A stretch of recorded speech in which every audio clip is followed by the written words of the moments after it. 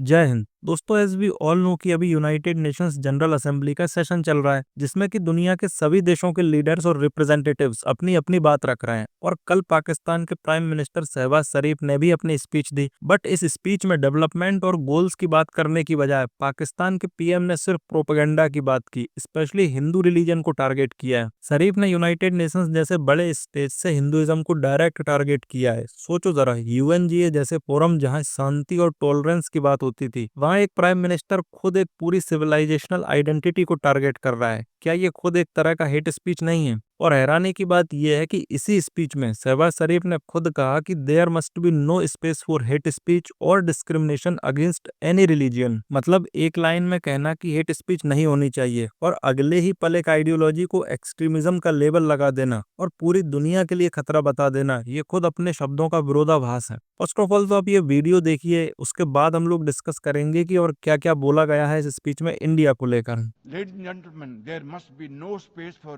hate speech, discrimination, or violence against any person or against any religion. Hate driven ideologies such as India's Hindutva driven extremism pose a danger to the entire world.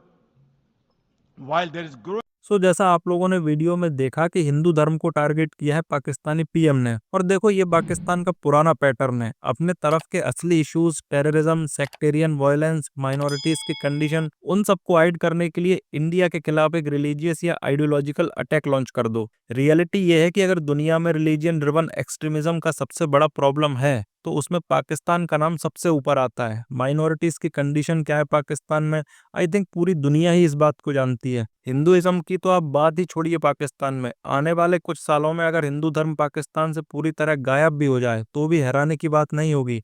But उसके अलावा भी अगर मैं example दूं तो तहरीक तालिबान पाकिस्तान के attacks, blasphemy law के नाम पे लिंचिंग, शिया सुन्नी सेक्टेरियन किलिंग्स, आई मीन ये सब ग्राउंड रियलिटी है। लेकिन शहबाज शरीफ इन सब पर चुप रहता है और ब्लेम गेम में हिंदुत्व को लेकर आता है।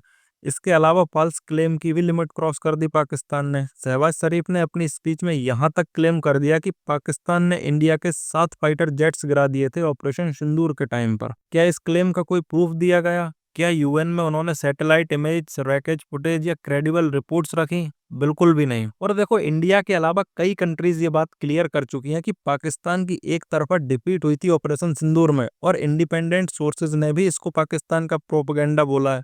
और देखिए, सबसे इंटरेस्टिंग बात तो ये है कि पहले पाकिस्तान के लीडर्स 5 जेट्स की बात करते थे, अब वही 7 हो गए।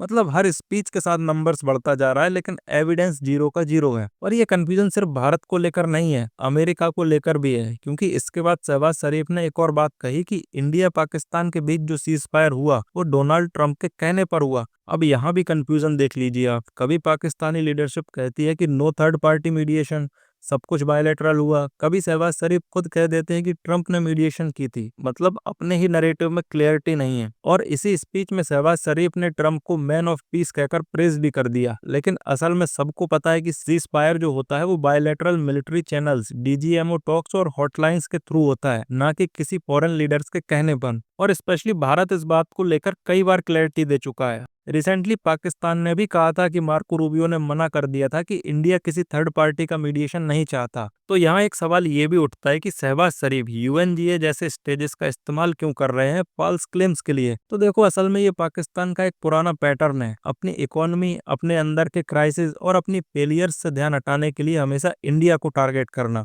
और इस बार टारगेट बनाया है हिंदुत्व को। लेकिन सच ये है कि हिंदुत्व एक कल्चरल सिविलाइजेशनल आइडेंटिटी है जो हजारों सालों से एग्जिस्ट करती है। इसको एक्सट्रीमिज्म कह देना सिर्फ एक नैरेटिव बिल्ड करना है ताकि पाकिस्तान अपनी तरफ के असली एक्सट्रीमिज्म, तालिबान, सेक्टेरियन किलिंग्स और ब्लास्फेमी लिंचिंग्स, उन सब से स्पॉटलाइट हटा सके। और अब इसके जवाब में भारत की तरफ से भी एक स्ट्रॉन्ग रिप्लाई आएगा। और अब जैसा कि ऑलमोस्ट परंपरा ही बन चुकी है, पाकिस्तान के ऐसे फॉल्स क्लेम्स का जवाब देने के लिए हमेशा भारत अपने यंगेस्ट डिप्लोमेट को खड़ा करता है। ये एक सिंबॉलिक मैसेज भी होता है। और इस रिप्लाई में पॉइंट बाय पॉइंट पाकिस्तान के सभी क्लेम्स एक्सपोज किए जाएंगे, चाहे वो 7 फाइटर जेट्स का हो, ट्रंप मीडिएशन का हो या हिंदुत्व एक्सट्रीमिज्म का। और आपको एक इंटरेस्टिंग बात बताऊं तो ये कॉन्ट्राडिक्शंस सिर्फ शहबाज शरीफ की स्पीच तक सीमित नहीं है। उनकी कैबिनेट के सीनियर मिनिस्टर्स भी एकदम उल्टा नरेटिव देते हैं। रिसेंटली जब पाकिस्तान के डिफेंस मिनिस्टर ख्वाजा आसिफ से पूछा गया कि पाकिस्तान के लिए लॉन्ग टर्म में कौन ज्यादा स्ट्रेटेजिक और रिलायबल पार्टनर है, यूएसए या चाइना, तो ख्वाजा आसिफ ने ओपनली कहा कि पाकिस्तान के लिए असली रिलायबल और स्ट्रेटेजिक पार्टनर अमेरिका नहीं बल्कि चाइना है। पाकिस्तान के ज्यादातर डिफेंस इक्विपमेंट यहाँ तक कि सबमरीन्स भी बीजिंग से आते हैं और हम जियोग्राफी शेयर करते हैं, इसलिए चाइना हमारा डिपेंडेबल पार्टनर है। मतलब एक तरफ यूएनडीए के स्टेज पर शहबाज शरीफ प्रेसिडेंट ट्रंप को मैन ऑफ पीस कह रहे हैं, उनका मीडिएशन रोल हाईलाइट कर रहे हैं, लेकिन असली ग्राउंड रियलिटी में इस्लामाबाद अपनी सिक्योरिटी और मिलिट्री स्ट्रेंथ के लिए पूरी तरह से चाइना पर डिपेंडेंट है। और देखो ये डिपेंडेंसी पाकिस्तान के लिए बहुत डेंजरस है, क्योंकि जिस कंट्री का जब मन चाहता है पाकिस्तान को अपने इंटरेस्ट के लिए यूज कर लेता है। अभी सऊदी अरेबिया के लिए भी पाकिस्तानी सोल्जर्स अपनी जान गंवाएंगे, ग्वादर और सीपैक जैसे चाइनीज असेट्स की प्रोटेक्शन के लिए भी वही जवान सेक्रीफाइस करेंगे। और देखिए मेरा मानना है कि पाकिस्तान अब एक सोवरन पावर कम और एक स्ट्रेटेजिक क्लाइंट स्टेट ज्यादा बन चुका है। तो अगर मैं कंक्लूड करूं तो जब एक प्राइम मिनिस्टर यूएनजीए जैसे स्टेज से खुद अपनी ही बातों का विरोध करे, झूठे मिलिट्री क्लेम्स करे और अपनी स्पीच को एक फॉरेन लीडर के प्रेज में बदल दे, किसी एक पर्टिकुलर रिलीजन को टारगेट करे, तो दुनिया खुद समझ जाती है कि असल में इशू कहाँ है। एनीवे, इसको लेकर आपके क्या विचार हैं कमेंट में मुझे जरूर बताइएगा। मैं मिलूंगा आपसे अगली वीडियो में। For the time being, this was all from my side. Thank you for watching. This is Harsh Gurjar signing off.